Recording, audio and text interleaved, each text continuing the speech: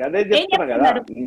మీకు ఎందుకు అంత అది రవలక్క? ఆగరాదక్క, ఒక నిమిషం ఆగక్క. ఈడ కూడా అక్కస్తేనా? ఈడ కూడా దాడులేనా? క్షేత్రస్థాయిలో దాడులు చేస్తారు, దాడులు చేస్తారు. ఏ మాత్రం మనసా వాచ కర్మన మేము గెలుస్తాం అనేది మీ దగ్గర లేదు, ఏ మాత్రం లేదు. కాబట్టి ఈ రోజు కాంగ్రెస్ పార్టీని రెడ్డి గారు, కాంగ్రెస్ పార్టీ వాళ్ళు క్షేత్రస్థాయిలో దాడులు చేస్తారు మా కార్యకర్తల పైన. టీవీలలోకి వస్తే టీవీలలో దాడులు చేస్తారు. ఇది ఎక్కడ ప్రజాస్వామ్యం మేడం? మీరు ప్రజాస్వామ్యం గురించి మీరు మాట్లాడుతున్నారా? అరే ఆగాలి మేడం, దయచేసి ఒక మాట ఆడ. అయితే ఒక్క జర్నలిస్ట్ కూడా మాట్లాడే అవకాశం కలగలేదు. జర్నలిస్ట్ మీరు అట్లా కాదు. ఇవాళ తెలంగాణ రాష్ట్రంలో గ్రామాల లోపల గతం విన్నవన్నా 10 సంవత్సరాలు విని చెవులు తూట్లు పడ్డాయి. ఈ రోజు మీరేం మీ స్టాండ్ ఏంటి? మీరు చేసిన తప్పులను ఒప్పుకోండి, తప్పులను మాట్లాడండి. ఇది కంప్లీట్ అయ్యింది అని అనుకున్నప్పుడు నేను మాట్లాడతాను, మీరు మొత్తం మాట్లాడండి. అరవింద్ గారు కాదు అరవింద్ గారు మనం డిబేట్ చేస్తున్నాంలే, అప్పుడప్పుడు ఇంటరాక్ట్ అవడంలో ఇట్స్ ఓకే. నేను అట్లా అంటలేను, అట్లా మీరు చెప్పండి. ప్రతి మాటకు మాట్లాడాల్సి వస్తుంది. 10 ఏళ్ళు ఇవాళ అంటే ఇప్పుడు కాదు మీరైనా డిబేట్ లో ఉన్న తర్వాత మీరైనా సరే కేవలం సబ్జెక్ట్ గురించే మాత్రమే కాదు కదా, కొన్ని డైరెక్ట్ గా విమర్శలు మీరు చేస్తున్నారు. రేవంత్ రెడ్డి గారిని అనర్హులు అంటున్నారు, రకరకాల విమర్శలు మీరు చేస్తున్నారు. అలాంటప్పుడు సహజంగా రియాక్ట్ అవుతుంటారులేండి, దాంట్లో ఏముంది సార్. వ్యక్తిగతంగా ఎవరిపైన కూడా వ్యక్తిగతంగా దాడులు కానివ్వండి, విమర్శలు కానివ్వండి, వ్యక్తిగతంగా నేను మాత్రం చేశాను. పార్టీ పరంగా పార్టీ చేసినటువంటి స్టాండ్ ఏంది, పార్టీ పరంగానే మాట్లాడతా గానీ వ్యక్తిగతంగా వ్యక్తుల గురించి వ్యక్తిగతంగా ఎప్పుడు మాట్లాడదు. మీరు ఇందాక మీరు అన్నది ఒక 2 నిమిషాలు నాకు అవకాశం చెప్పండి. అయితే కేసీఆర్ గారు ఏమని చెప్పిండ్రు అంటే, కొత్తగా కొలువు తీరినటువంటి ప్రభుత్వం, దీనికి మనం అందరం కూడా సహకరించాలి. అంటే అందరం అంటే సహకరించినప్పుడే అది గొప్పగా, అంటే అభివృద్ధిలో మనం తెలంగాణ రాష్ట్రం దేశంలోనే నెంబర్ 1 స్థానంగా ఉండాలి అని అంటే, ఇవాళ అన్ని వర్గాలు బాగుపడాలి అని అంటే, ఈ రాష్ట్రానికి పరిశ్రమలు రావాలి అంటే, శాంతి భద్రతలు మంచిగా ఉండాలి అని అంటే అందరి భాగస్వామ్యం ఉండాలి. దాంట్లో అది లేదు. ప్రధాన ప్రతిపక్ష హోదాలో మనల్ని కూర్చోబెట్టిండ్రు. మనం తప్పకుండా 1-2 అంశాల గురించి మాత్రం తప్పకుండా చర్చలోకి తీసుకొద్దాం. మిగతావన్నీ కూడా వాళ్ళు కొద్దిగా టైం, ఒక 3 నెలల టైం అయితే ఏ ప్రభుత్వానికైనా మానవీయ కోణంలో ఆలోచన చేసి ఏ ప్రభుత్వానికైనా కూడా టైం అవసరం, తద్వారా మనం ఇద్దాము అనేటువంటి విషయాన్ని మాత్రం చాలా స్పష్టంగా చెప్పిండ్రు.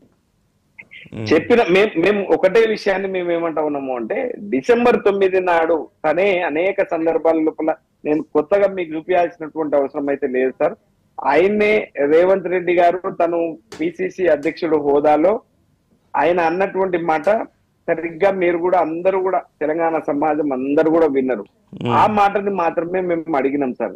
ఆయన డేట్ ని కోడ్ చేసుకుని డేట్ ని మెన్షన్ చేసి మాట్లాడిండు. డిసెంబర్ 9 అనేటువంటి విషయాన్ని మాట్లాడిండు. ఇవాళ మేము వేరే విషయాల గురించి, ఇవాళ ఎందుకు 4,000 రూపాయలు పింఛను ఎందుకు డైరెక్ట్ లో పడతలేదు అనేటువంటి దానిపైన మేము పెద్దగా అదే మాట.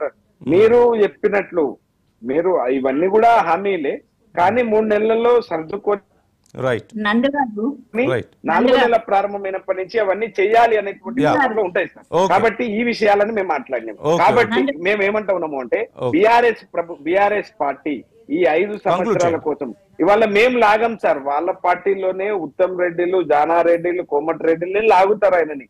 మేము లాగం, వాళ్ళ పార్టీలోనే వాళ్ళని లాగేటువంటి పరిస్థితి ఉంది. కాబట్టి కాపాడుకోవాలి అనేటువంటి ప్రయత్నం చేస్తాం. సమయం లేదు. రౌలి రెడ్డి గారు మీరు కంక్లూడ్ చేయండి, సమయం లేదు మనకి, మీరు కంక్లూడ్ చేయండి రౌలి రెడ్డి గారు ప్లీజ్. ఇప్పుడు వీళ్ళు ఇప్పటి వరకు కూడా 10 సంవత్సరాలు, గత 10 సంవత్సరాలలో 1,00,000 రూపాయల రుణమాఫీ కూడా ఇంకా చేయలేదు. చేయని ప్రభుత్వము డిసెంబర్ 9కి ఆగస్టు 15కు ఈ రోజు 3 నెలల నుండి 2 నెలల నుండి ఎలక్షన్ కోడ్ ఉంది. జూన్ 3 వరకు ఎలక్షన్ కోడే ఉంటది.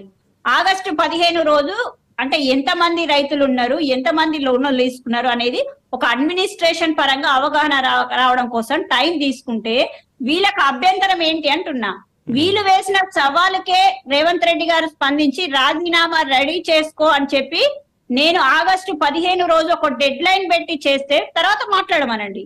తర్వాత ఎవరైతే ఉరకచ్చి రాజీనామాలు స్పీకర్ ఫార్మాట్ లో కాకుండా నాటకీయంగా ఈ రోజు ప్రజల మధ్యలో ఏదో చర్చ రావాలని చేసినది విఫల ప్రయత్నమైంది. ప్రజలు కూడా ఎవరు దాన్ని యాక్సెప్ట్ చేయలేదు, ప్రజల మధ్యలో చర్చ కూడా లేదు.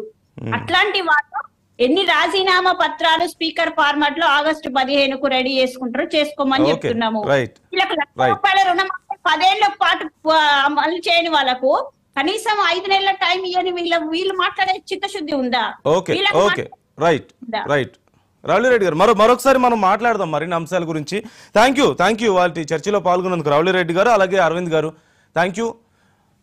ఇక సరే ఆగస్టు 15కి ఎవరు రాజీనామాలు రెడీ చేసుకుంటారు, ఏం జరగబోతుంది అనేది కొంత ఉత్కంఠ రేపుతున్న అంశమే. మరొకసారి మనం అంశం గురించి మళ్ళీ మాట్లాడదాం. కరెంటు కోతల గురించి అయితే కొంత బీఆర్ఎస్ హైలైట్ చేసే ప్రయత్నం చేస్తుంది.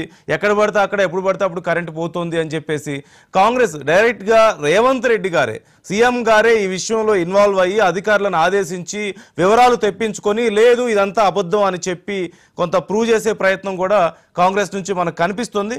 మొత్తం మీద ఈ కరెంటు వార్ అనేది ఈ ఎలక్షన్స్ టైంలో మరింత హీట్ను రాజేస్తుందనడంలో మాత్రం ఎలాంటి సందేహం లేదు. కానీ నిజానిజాలు ప్రజలకు తెలుసు. నిజంగా కరెంటు కోతలు ఉన్నాయా, నిజంగా అంత ఇబ్బందులు పడుతున్నారా లేదా అనేది ప్రజలకు తెలుసు. చూద్దాం ఏం నిర్ణయించబోతున్నారు అనేది. కీప్ వాచింగ్ మహా న్యూస్.